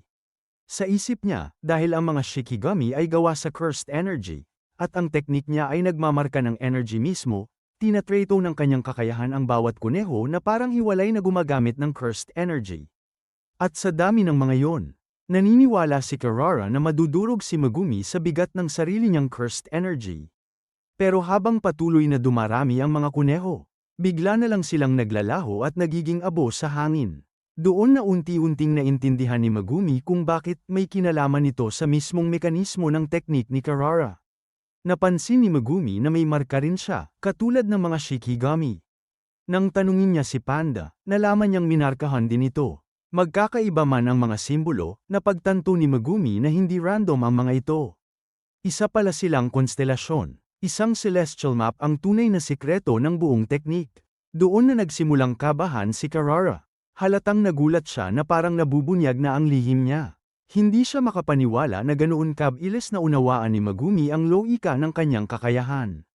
At nang buong kumpiyansang sabihin ni Megumi na ang pattern ay ang Southern Cross Constellation, kitang-kita ang pagkabigla ni Karara. Mas lalo siyang nainis sa sarili niya, dahil ang mismong reaksyon niya ang nagkumpirma na tama si Megumi. Ipinaliwanag ni Megumi na alam niya ang Southern Cross dahil sa kanyang kapatid. Binubuo ito ng 4 na pangunahing bituin, at malinaw na ang galaw ng teknik ay kontrolado ng posisyon ng mga bituing iyon. Batay sa rules ng konstelasyon, may mga taong pwedeng makalapit sa isa't isa, habang ang iba naman ay tinataboy palayo ng isang hindi nakikitang puwersa. Alam nilang kapag nakarating si Karara sa pinto, wala na silang tsansa na makapasok. Samantala, todo bantay si Karara, sinisigurong walang sino man ang makakalusot sa depensa niya. Habang sinusubukan nilang humanap ng siwang, biglang minarkahan ni Carrara ang isang kotse sa malapit. Nagulat sila nang mapansing kapareho ng marka ni Panda ang simbolo sa sasakyan. Sa isang iglap, hinayla si Panda at literal na dumikit sa kotse, parang may magnet. Si Megumi lang ang nanatiling malaya. Agad siyang tumakbo patungo sa posibleng lokasyon ng ikalimang bituin, kahit anong pilit nilang kumawala. Hinihila pa rin sila pabalik. Dito na tuluyang naintindihan ni Megumi ang buong mechanics ng teknik. Napagtanto niya na hindi kailangang hawakan ni Carrara ang isang tao para markahan ito. Dahil hindi naman siya hinawakan, ganoon din ang mga kuneho, ibig sabihin, direktang minamarkahan ng teknik niya ang cursed energy mismo. Ito ang dahilan kung bakit napakahirap depensahan ang kakayahan niya, walang pisikal na contact na kailangan. Habang sinusuri ni Megumi ang paligid, sa wakas ay namataan niya ang ikalimang bituin. Doon niya naintindihan na ginagamit ni Carrara ang sarili niyang energy signatures para maglatag ng mga spatial markers na humaharang sa kanila. At sa sandaling yun, malinaw na sa kanya ang plano. At habang ihahakbang na ni Megumi ang galaw niya para abutin ang bituin, biglang sumulpot si Carrara at hinaranggan siya, pinipigilan siyang makumpleto ang plano. Inamin ni Carrara na hindi niya inasahang ganito ka-precise ang pagbasa ni Megumi sa kanyang teknik. Pero hindi siya papayag na matalo ng ganoon lang. Sa kasamaang palad para sa kanya, nagkamali siya ng tinansya, binaliwala niya si Panda. Ginamit ni Panda ang isa sa mga natitirang kuneho at pinalamig ito. Na lumikha ng malaking disruption. Dahil doon, tuluyang bumagsak ang buong constellation technique. Kaya nang masira ang balanse, sabay-sabay ding nag-collapse ang buong sistema. Labis na nagalit si Carrara. Galit na galit niyang sinigawan ang grupo. Tinatanong kung sa tingin ba nila ay maaari na lang baliwalain ang kapangyarihan niya sa pamamagitan ng paghahagis ng mga simpleng bagay na parang wala lang. Pero matagal nang naghihintay si Megumi sa eksaktong tamang sandali. Sa loob lamang ng 10 segundo matapos mag-fail ang teknik, pinasugod niya ang Divine Dog kay Carrara. Sa wakas, napigilan at na-restrain ni Megumi si Carrara. Tahimik na sinabi ni Carrara na kung hindi raw nahila ang Divine Dog kanina, baka hindi kailanman natuklasan ni Megumi ang sekreto ng kanyang teknik. Dito na ipinaliwanag ni Megumi ang pinakapundasyon ng rule, ang teknik ay nagpapahila sa mga bagay o taong may pinakamataas na cursed energy, na parang magnet, batay sa mga bituin sa konstelasyon. Genuinely impressed si Carrara. Tinanong niya kung first-year student lang ba talaga si Megumi, dahil ang tactical niyang pag-iisip ay lampas sa edad niya. Pero biglang nagbago ang tono ni Megumi. Ibinalik niya ang yabang at literal na nakiusap, sinasabing pakinggan lang sana ni Carrara ang sasabihin nila. At sa mismong sandaling yun, sumugod si Yuji Itadori mula sa ere, kasabay ng engranding pagpasok ni Kinji Hakari. Wala nang paligoy-ligoy, agad na binugbog ni Hakari si Yuji. Sinabi niyang makikinig lang siya pagkatapos niyang makita kung gaano karaming suntok ang kayang tiisin ni Yuji. Wala nang choice si Yuji kundi saluhin ang mga suntok. Hindi ito tulad ng mga laban sa Shibuya. Mga suntok ni Hakari ay pangbasag ng buto at mukha. Kahit si Carrara ay napapailing na sa bigat ng nakikita, at nakiusap kay Hakari na tumigil at makinig. Sinubukan ni Yuji na magpaliwanag, sinabi niyang ayon sa mga senior niya. Si Hakari raw ang pinakamalakas na tao sa paligid, at desperado talaga silang kailangan ng lakas niya. Tumawa lang si Hakari, tinanong niya kung handa ba talagang ialay ni Yuji ang buhay niya kapalit ng isang pabor. Kinwestiyon niya kung kaya ba ni Yuji ang panganib, sabay pangutya kay Principal Yaga, nagtatakang bakit raw nag-abala ang isang matandang tulad niya na sanayin ang isang mukhang walang silbi sa paningin niya. Buong tapang na sumagot si Yuji. Sinabi niyang isa lang siyang cog sa makina. Nilikhang para durugin at puksain ang cursed energy. Ang sagot na yon ang lalong nagpagalit kay Hakari. Sa isang napakalakas na suntok, pinalipad niya si Yuji palayo. Napahiyaw si Megumi sa gulat habang pinapanood si Yuji na tumilapon sa napakalayong distansya. Akala ni Hakari tapos na ang laban. Tinalikuran niya ito at nagsimulang maglakad palayo, pero napahinto siya bigla. Nandoon si Yuji, nakatayo, matatag, direkta sa likod niya. Hindi makapaniwala si Hakari na buhay at gising pa si Yuji matapos tumanggap ng napakaraming direktang suntok na dapat ay nagpatambo na sa kahit sinong tao. Muli, inulit ni Yuji ang paninindigan niya. Isa lang siyang cog, at ang tanging layunin niya ay lipulin ang mga sumpa. Gagawin niya ang kahit ano para doon, kahit makipaglaro pa sa kahit anong laro ni Hakari. Sa wakas, nakita ni Hakari ang tunay na halaga at determinasyon ni Yuji. Ramdam niya ang apoy at dedikasyon nito. Kahit gaano pa niya kamuhian ang Jujutsu High, hindi niya kayang talikuran ang taong may ganitong kalaking puso. Pumayag na si Hakari na tulungan sila. Habang nag-uusap sila, nalaman nila na may bagong rule na idinagdag sa laro, Rule number 9. Pinapayagan ng rule na ito ang mga player na makita ang pangalan, puntos, at kasalukuyang colony location ng lahat ng kalahok. Ang malaking pagbabagong ito ay pinasimulan ng isang napakalakas na individual, Hajime Kashimo. Sa kasalukuyan, si Kashimo ay nasa malalim na pagkadismaya. Para sa kanya, sobrang hina ng mga modernong sorcerer kumpara sa mga mandirigma noong 400 taon na ang nakalipas. Hinahanap niya si Sukuna, pero walang hamon na sapat para sa kanya. Sa eksenang ito, makikita natin si Kenjaku at ang kaibigan ni Itadori na si Sasaki. Gulat na gulat si Sasaki nang makita niya si Kenjaku sa harap ng bahay nila at agad niya itong tinanong kung ano ang ginagawa nito roon. Ngumiti lang si Kenjaku. Ang execution site ay hindi kalayuan dito, at iyon ang mismong sentro ng barrier. Kaya, gusto mo bang lumabas ngayon? Parang bangungot ang lahat para kay Sasaki. Nanaginip ba ako? Ipinaliwanag ni Kenjaku na isa itong curse na umiiral sa pagitan ng panaginip at realidad. At bago siya tuluyang mawala, may pahabol pa siya. Muntik ko nang makalimutan. Salamat sa pakikipagkaibigan mo sa anak ko. Biglang nagising si Sasaki. Sa harap niya ay si Iguchi, kaibigan nila ni Itadori, kasama ang iba pang mga taong nakalabas mula sa barrier. Pinagmasdan nila ang barrier mula sa labas pero wala silang maintindihan sa nangyayari. Tinanong ni Sasaki si Iguchi tungkol kay Kenjaku. Sinabi ni Iguchi na nakita rin siya ng iba.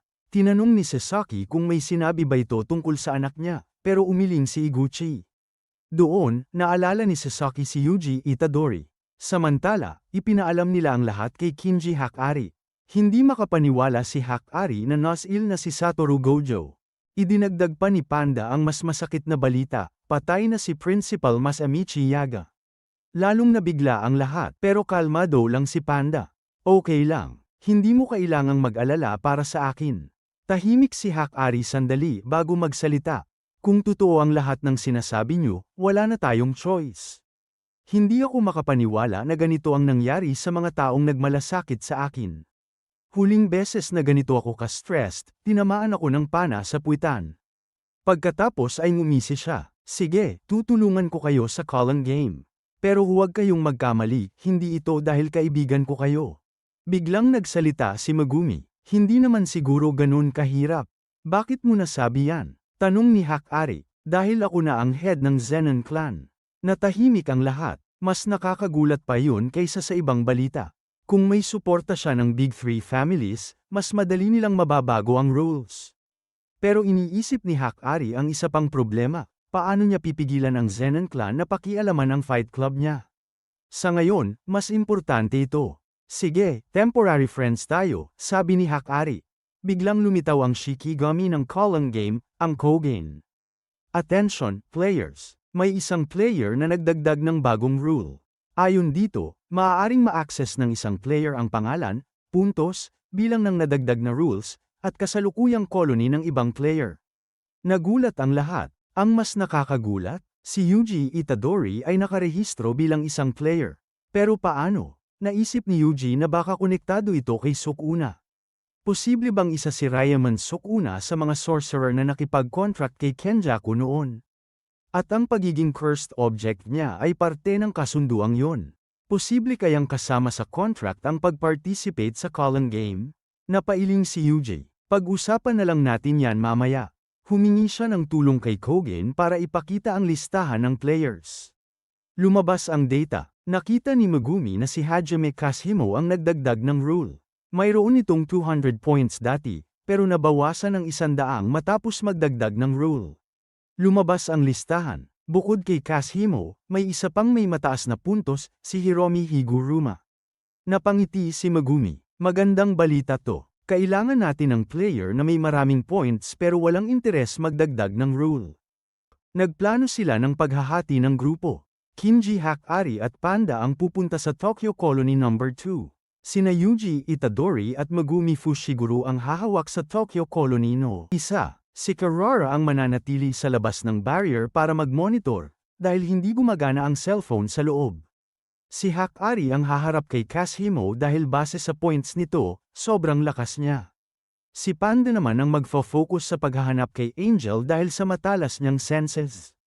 Tutol si Yuji na sumama kay Megumi dahil kay Sukuna, baka mapahamak niya ito. Pero sinaway siya ni Megumi. Tumigil ka nga, huwag puro sarili mo ang iniisip mo. Mas importante ang iba. Nagbangayan pa sila sandali. Samantala, lumabas si Kogen at nag-anunsyo.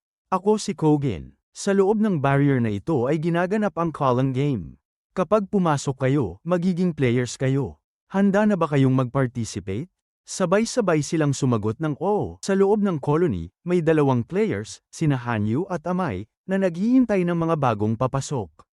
Pinagmamasdan nila ang entry points para ma-ambush ang mga hindi handa. Pagkapasok nila sa barrier, biglang nangyari ang hindi nila inaasahan. Nahulog si Yuji mula sa langit. Wala si Megumi sa paligid. Doon nila nalaman ang isang hidden mechanic ng Calling Game, kapag pumasok ang isang player sa barrier, random siyang ita-transfer sa isa sa 9 na lokasyon sa loob ng colony. At dahil alam ito ng ilang players, nagtayo sila ng base malapit sa mga spawn points para tambangan ang mga bagong dating. Habang nahuhulog si Yuji, may ilaw na kumikislap sa malayo, si Amai pala yun, biglang sumalpok si Hanyu sa kanya ng sobrang bilis. Iwas agad si Yuji. Nagulat si Hanyu. Marami na siyang napapatay gamit ang move na yon, pero hindi man lang nataman si Yuji. Bumunot si Yuji ng bato at binato si Hanyu, pinuno niya iyon ng cursed energy. Dumating si Haba at nagalit nang makita ang kalagayan ng partner niya. Napagdesisyonan ni Yuji na kay Haba siya kukuha ng impormasyon tungkol kay Higuruma.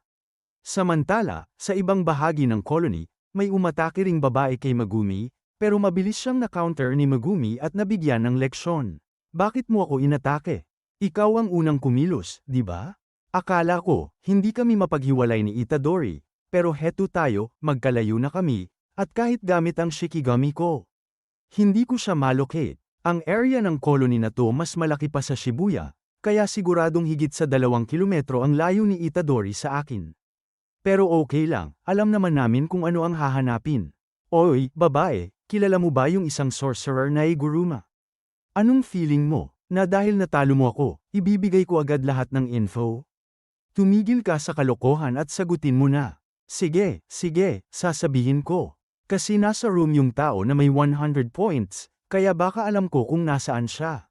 Kung totoo ang sinasabi mo, poprotektahan kita. Pero kung nagsinungaling ka, alam mo na ang mangyayari. Kaya dito, si Itadori, tumalon siya at dumapo sa binti ng kalaban, direktang tinamaan ang building. Gamit ang propeller niya, umatake si Hawa kay Itadori. Pero nakaiwas si Itadori at lumayo. Akala niya makakaiwas siya sa loob gamit ang propeller.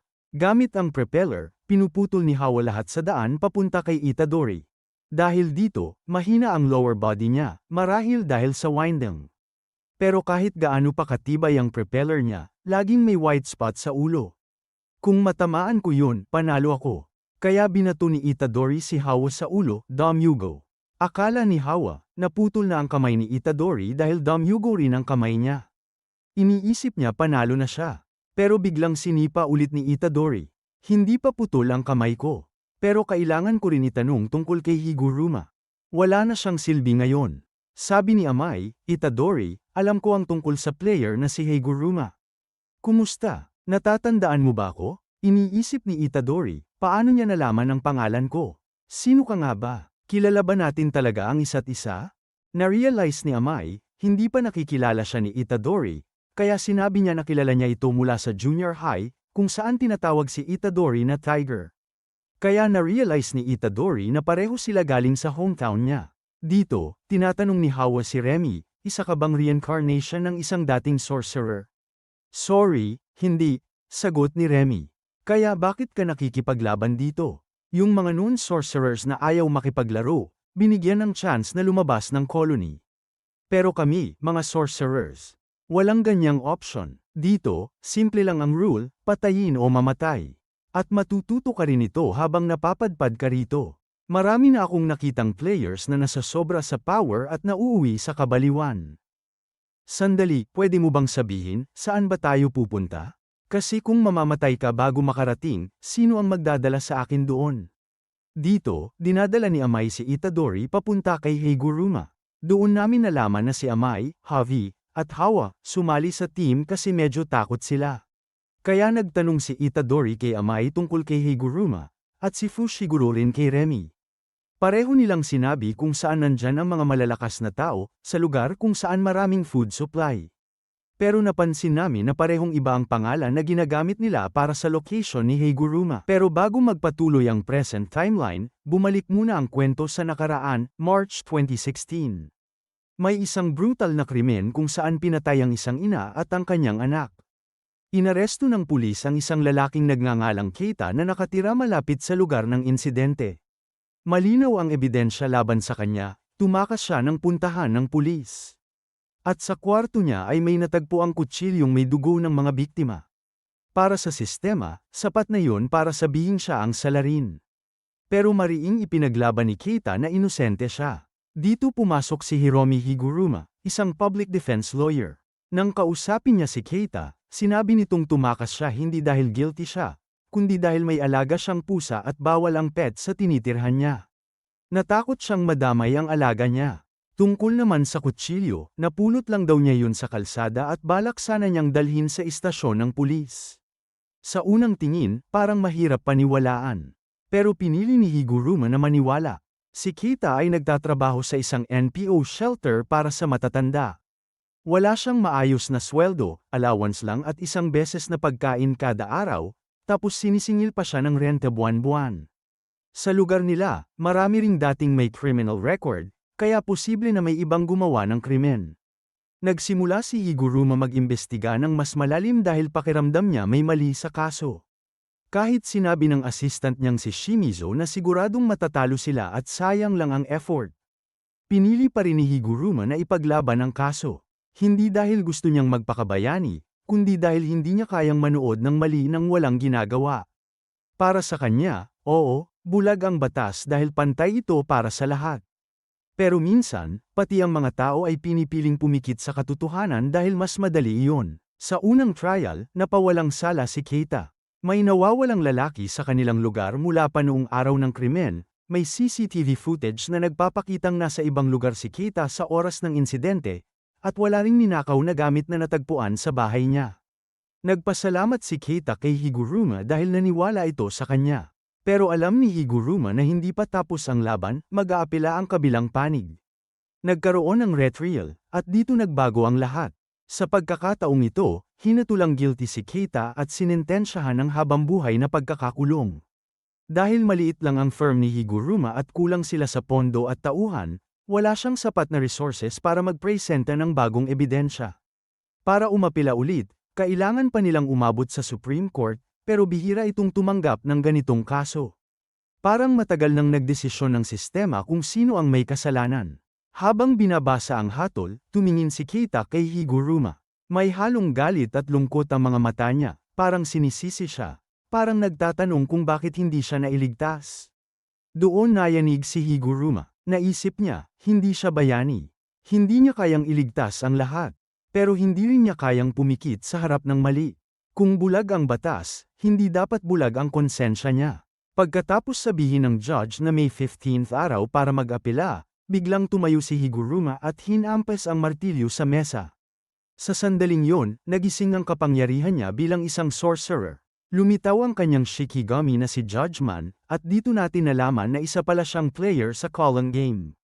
Ang mismong korte ang naging simbolo ng kanyang curse technique, isang lugar kung saan literal na hinahatulan ang kalaban. At ngayon, bumabalik ang kwento sa kasalukuyan kung saan hinahanap siya nina Yuji at Megumi. Isang abogado na nawalan ng tiwala sa sistema pero hindi sa hustisya, at isang sorcerer na handang gamitin ang sarili niyang bersyon ng batas sa loob ng Calling Game.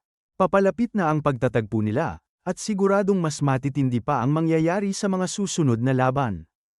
Sabi ni Narin at Remy, alam daw nila kung nasaan si Higuruma, pero malinaw na isa sa kanila ang nagsisinungaling. Samantala, may isang lalaking nagngangalang Reggie Starr na naghihintay ng susunod niyang mabibiktima, hawak ang sandamakmak na resibo na ginagamit niya bilang sandata. Bumalik sandali ang kwento sa nakaraan ni Rin. Noong high school pa siya, may isang estudyanteng binubuli ng ilang lalaki. Pinapanood lang yun ni Rin mula sa malayo at iniisip na dapat matutong lumaban ng biktima para sa sarili niya. Kung hindi, buong taon siyang pagtitripan. Pero kahit ganoon ang iniisip niya, wala rin siyang ginawa, nanood lang siya. Hanggang sa may isa pang estudyanteng dumating at pinigilan ang mga bully. Akala ni Rin, isa na namang kawawang tanga ang magpapabugbog. Pero laking gulat niya nang makita niyang si Yuji Itadori pala yun, at literal na pinagpapalo ang mga bully. Doon unang tumatak sa isip ni Rin kung gaano kaiba si Yuji. Balik tayo sa kasalukuyan. Dinala ni Rin si Yuji sa isang lumang teatro at sinabing doon nakatira si Higuruma. Nagpasalamat si Yuji at papasok na sana, pero sinabi ni Rin na hindi pa niya mismo nakakausap si Higuruma. Ang alam lang niya, grabe raw nitong pinagbubugbog si Haba. Sinabi ni Yuji na kaya niya ang sarili niya at tuloy-tuloy siyang pumasok. May gusto pa sanang sabihin si Rin, pero hindi na niya ito nasabi. Sa kabilang banda, dinala naman ni Remy si Megumi Fushiguro sa ibang lugar, at doon lumabas ang katotohanan. Nagsinungaling si Remy, hindi si Higuruma ang pakay niya, kundi si Reggie. Nang malaman yun ni Megumi, agad siyang nainis at walang pag-aalinlangang pinatawag ang kanyang divine dog. Wala siyang oras para sa kalokohan. Habang yun ang nangyayari, natagpuan naman ni Yuji si Hiromi Higuruma sa loob ng teatro. Nakahiga ito sa isang bathtub, na nakasuot pa rin ng kumpletong damit. Ayon kay Higuruma, nakakapagbigay daw yun ng kakaibang kapanatagan sa kanya. Diretso agad si Yuji sa punto, kailangan niya ng tulong. Pero biro ni Higuruma, lawyer ako. 5,000 yen ang bayad sa konsultasyon. Nagulat si Yuji, pero agad din itong nilinaw ni Higuruma, sinusubukan lang daw niyang maramdaman kung paano maging sakim na abogado. Doon napagtanto ni Yuji na hindi si Higuruma isang veteran sorcerer, kundi isang ordinaryong tao na nabigyan lang ng jujutsu powers. Kaya baka sakaling maayos ito sa pamamagitan ng mahinahong pag-uusap. Samantala, napansin ni Reggie na malakas si Megumi. Inalok niya itong sumali sa grupo niya at tinanong kung gaano na ba ang alam nito tungkol sa Colon Game.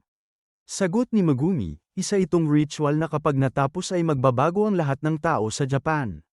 Natawa si Reggie at tinanong kung kilala niya si Kenjaku.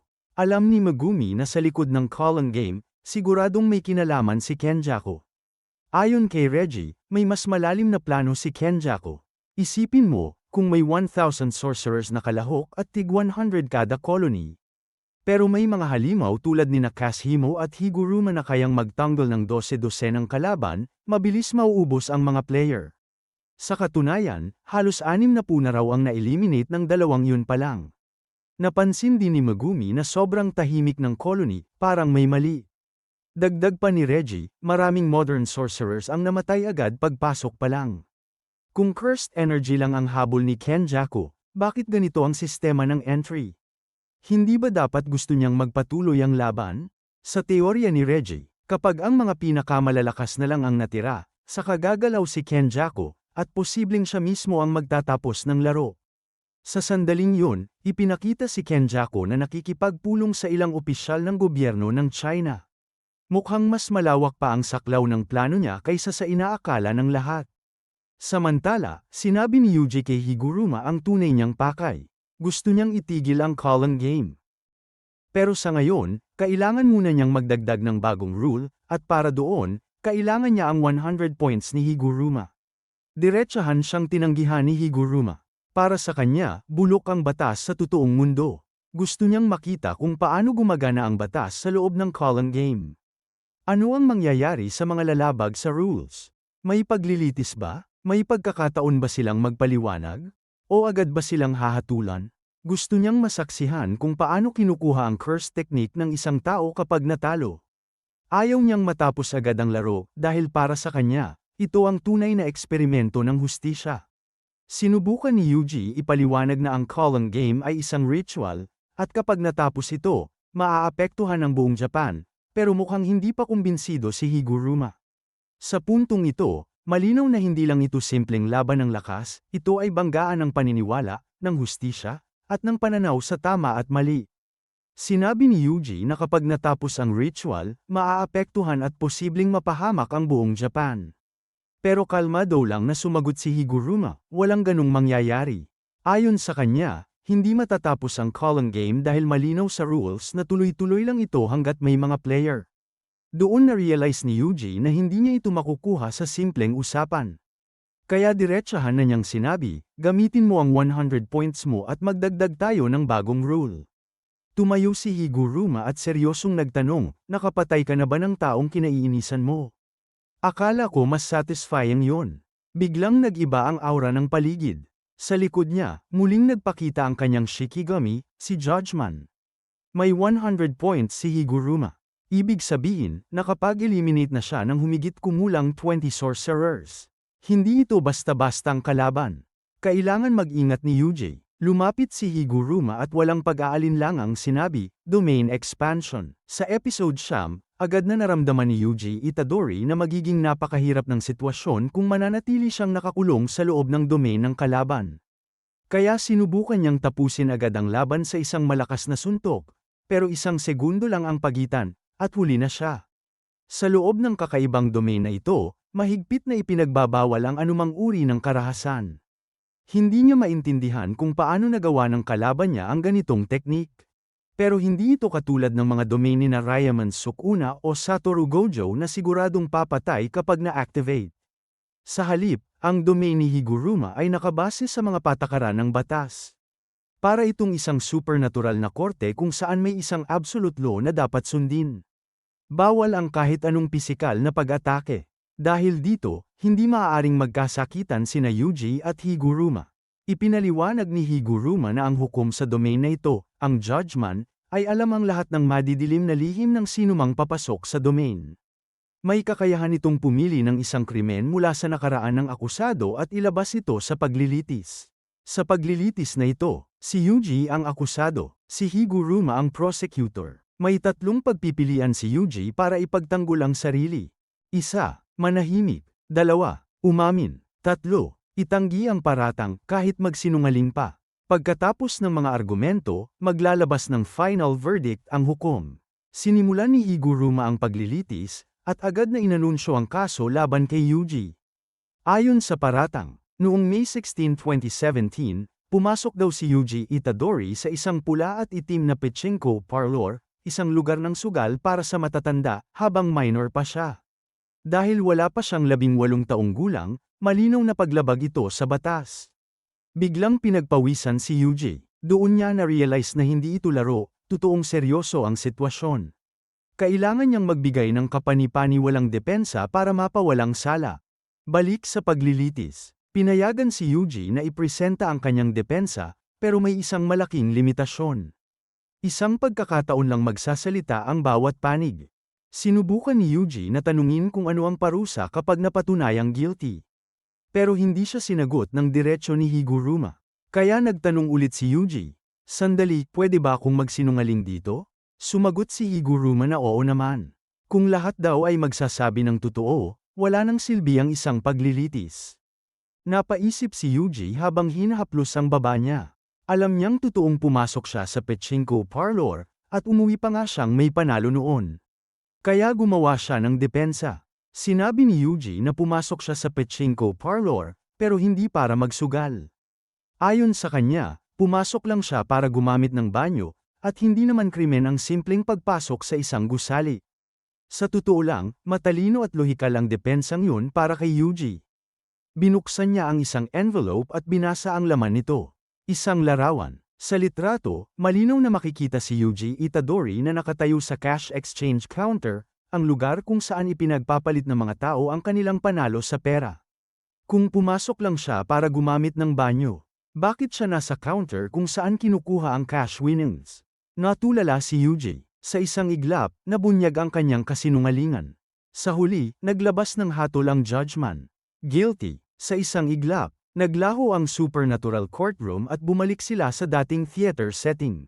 Nagtaka si Yuji dahil kahit nahatulan siyang guilty, wala naman siyang naramdamang pagbabago sa katawan niya.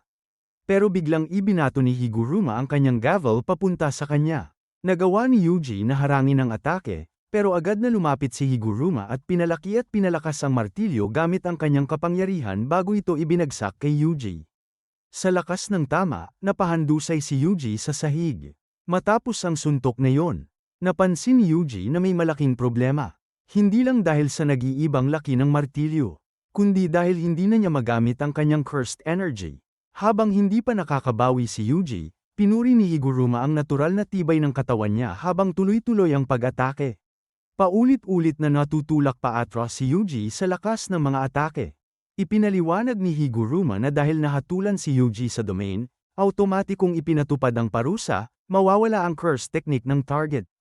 Pero dahil wala namang innate curse technique si Yuji, ang naging kapalit na parusa ay ang tuluyang pagkawala ng kakayahan niyang gumamit ng cursed energy.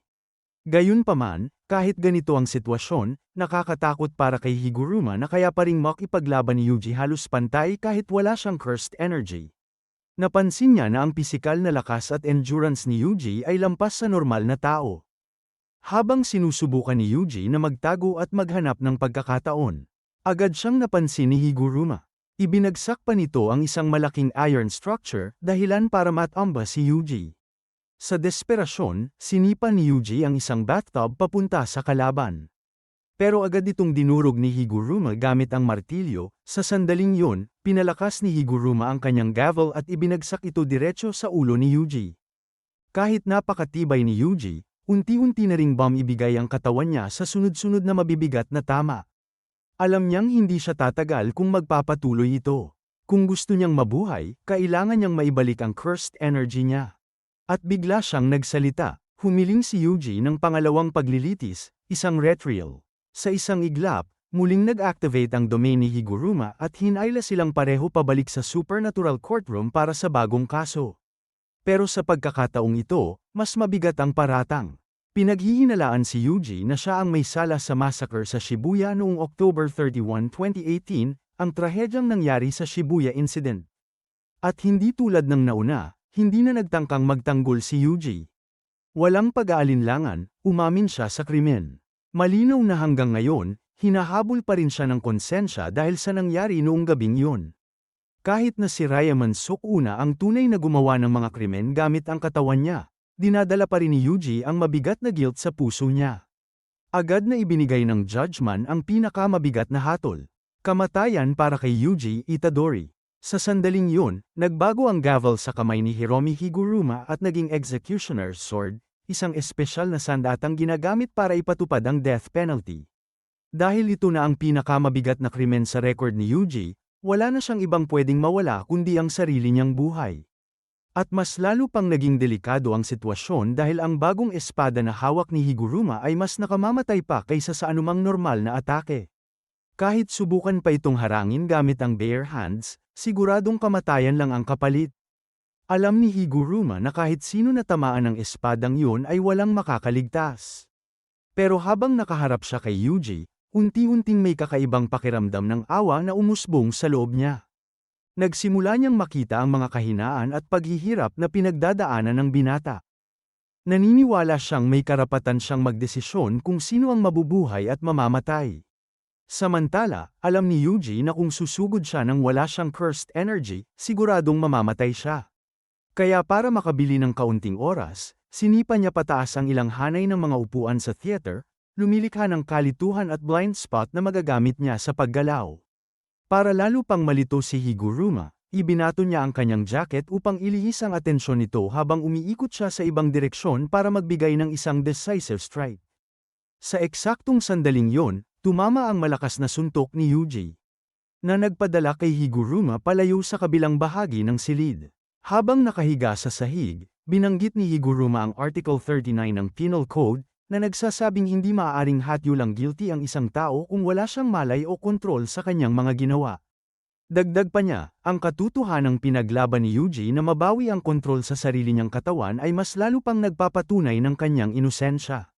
Kaya malinaw na sinabi ni Higuruma, "Not guilty." Natulala si Yuji. Hindi niya maintindihan kung paano nalaman ng isang random na abogado ang lahat ng pinagdadaanan niya kay Sukuna. Pero sa sandaling yun, hindi na mahalaga ang mga detalye. Sa puso ni Yuji, sinisisi pa rin niya ang sarili niya. Para sa kanya, ang sarili niyang kahinaan ay parang kasalanan na rin. Nagtaka rin siya kung bakit biglang pinatay ni Higuruma ang kanyang curse technique sa kalagitnaan ng laban. Ipinaliwanag ng abogado na habang nakikipaglaban kay Yuji, naalala niya muli kung sino talaga siya at kung ano ang mga pinapahalagahan niya. Sa huli, naupo silang dalawa at nag-usap ng maayos. Habang isinusuot ni Yuji pabalik ang kanyang jacket, naging mas seryoso ang usapan. Tumingin si Higuruma sa kanya at nagtanong, "Naramdaman mo na ba talaga ang kagustuhang pumatay ng isang tao?" Walang pag-aatubiling sumagot si Yuji. "Oo, kung matatandaan ninyo, kakamit lang ni Megumi Fushiguro kay Reggie Star, at ipinaliwanag ni Reggie kung ano talaga ang pangunahing plano ni Kenjaku. Ang goal niya ay tipunin ang lahat ng malalakas na sorcerer sa Column Game, at pagkatapos ay parang magpapasabog siya ng isang bomb. Hindi literal na bomba, pero parang isang malaking kaganapan na magti-trigger kapag kumpleto na ang mga malalakas na sorcerer. Dahil dito, plano ni Reggie na mag-ipon ng maraming malalakas na tao. Napansin ni Megumi ang babaeng kasama nila at nagtanong, paano naman siya? Mukhang hindi naman siya malakas. Ipinaliwanag ni Reggie na isa lang siyang pain o pang-akit, siya ang nagdadala ng mga naliligaw na players, kagaya ni Megumi, papunta sa kanila. Tinanong ni Megumi kung papatayin ba nila ang babae kapag natapos na ang gamit nila sa kanya. Mabilis namang tumanggi ang babae at sinabi niyang, hindi. Night ko siya. Hindi niya ako sasaktan. At kahit si Reggie ay tila hindi rin agad pumayag sa ideyang yun. Pero biglang may dumating na lalaki mula sa likod at agad na inatake si Megumi. Sa tamang oras, ginamit ni Megumi ang kanyang Ten Shadows technique para lumubog sa mga anino at umiwas sa atake. Paglabas niya, hinayla niya ang kalaban at malakas na ibinagsak sa lupa. Pagkatapos, pinatawag niya ang kanyang Shikigami na Divine Dog, na agad namang umatake kay Reggie. Gayunpaman, mabilis na naputol ni Reggie ang Shikigami gamit ang kutsilyo niya. Pero biglang may kakaibang mata na lumitaw sa labas ng bintana, at mula rito ay sumabog ang isang malakas na explosion. Sa bubong ng gusali, nakita natin ang isang lalaki na nagngangalang Hasenoko Yori, na may 35 points. Ang kanyang curse technique ay kayang gawing bomba ang kahit anong bahagi ng katawan niya. Halos tamaan si Megumi ng pagsabog pero nakaiwas siya sa huling sandali. Sinubukan namang umatake ni Remy kay Megumi, pero madali lang siyang napigilan. Samantala, muling naghagis si Hasenoko ng 3 ngipin, at muli na namang nagkaroon ng malakas na pagsabog. Buti na lang at nakaligtas sila. Sinabi ni Megumi kay Remy na malinaw na ngayon na wala talagang pakialam ang mga taong ito kung mabuhay man siya o hindi. Kung naiintindihan na niya yon, mas mabuting umalis na siya. Pero naging emosyonal si Remy. Hinawakan niya si Megumi at tinawag si Reggie, nagmamakaawang sabihin na poprotektahan siya nito dahil nangako raw siya. Sumagot si Megumi na kilala niya ang mga taong tulad niya, mga taong mas pinapahalagahan ang mga salita kaysa sa mga aksyon. Habang nangyayari ito, bumalik ang lalaking kanina lang natalo. Ang pangalan niya ay Chizuru Hari. At sa sandaling yon, lumitaw ang Kogen at inanunsyo na naidagdag na ang 10th rule sa Column Game, isang rule na pinagawa ni Yuji Itadori, maaari nang mag-transfer ng points ang mga player sa isa't isa. Agad na nagsimula ang laban ni Megumi at Chizuru. Ipinakita ni Megumi kung gaano siya kahusay gumamit ng kanyang Shikigami. Pinagsasama-sama ang kanilang abilities sa napakagandang combinations. Sa tulong ng Max Elephant, ibinagsak ni Megumi si Chizuru mula sa gusali. Tumalon din si Megumi pababa at walang tigil na inatake ang kalaban gamit ang kanyang espada.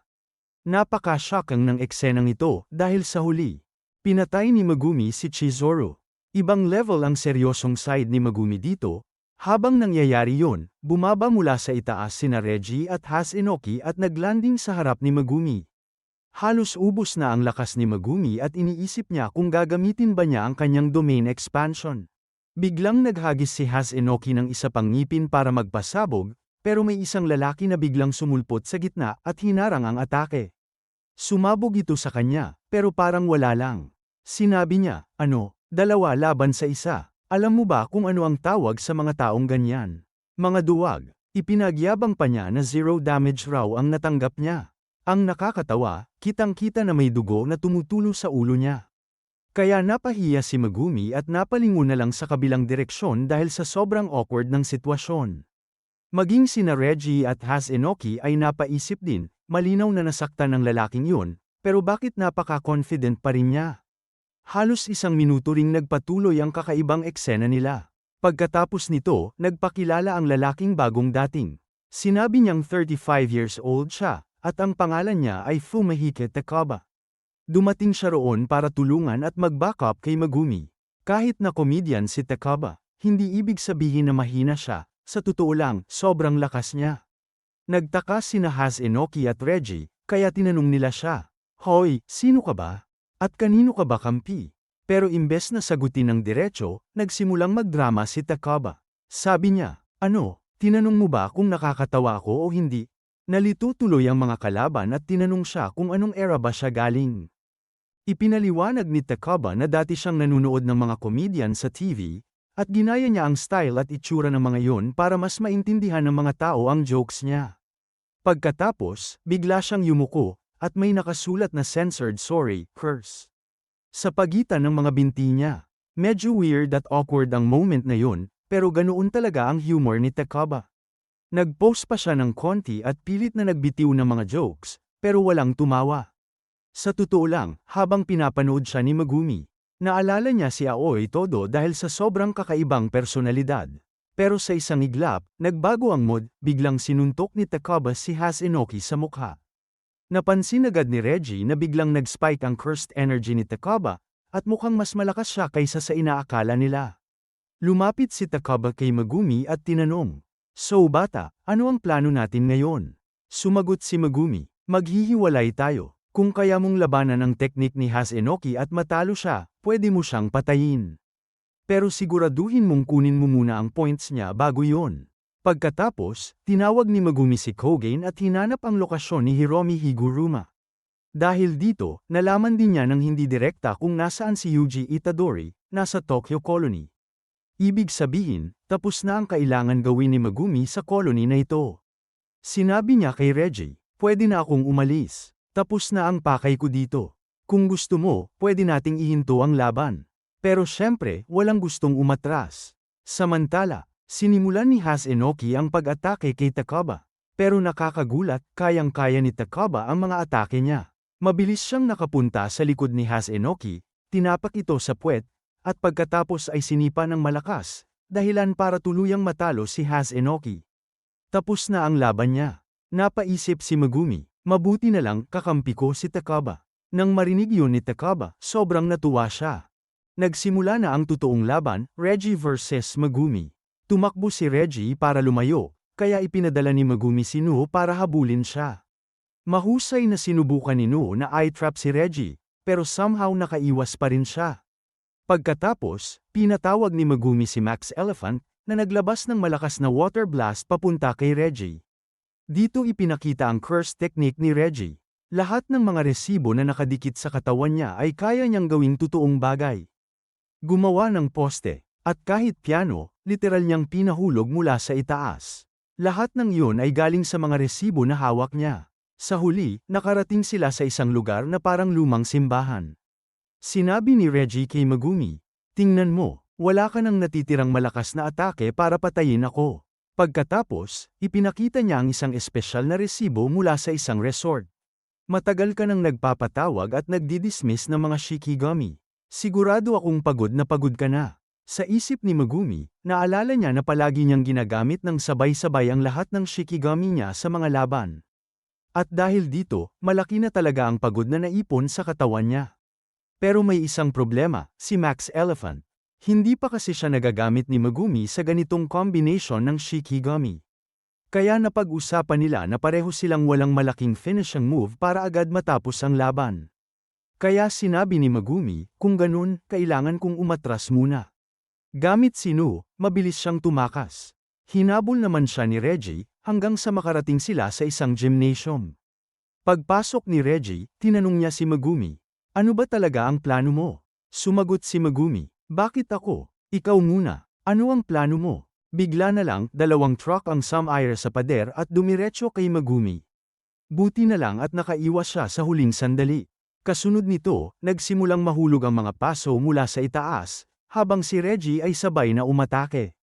Sunod-sunod ang mga atake niya, at sobrang delikado ng mga iyon. Sa gitna ng laban, may isang kutsilyo na lumipad papunta kay Megumi. Halos hindi niya ito naiwasan, at nasugatan ang kamay niya. Dahil dito, malubha ang naging pinsala kay Megumi. Sinabi ni Reggie, ang teknik ko ay parang Shikigami rin.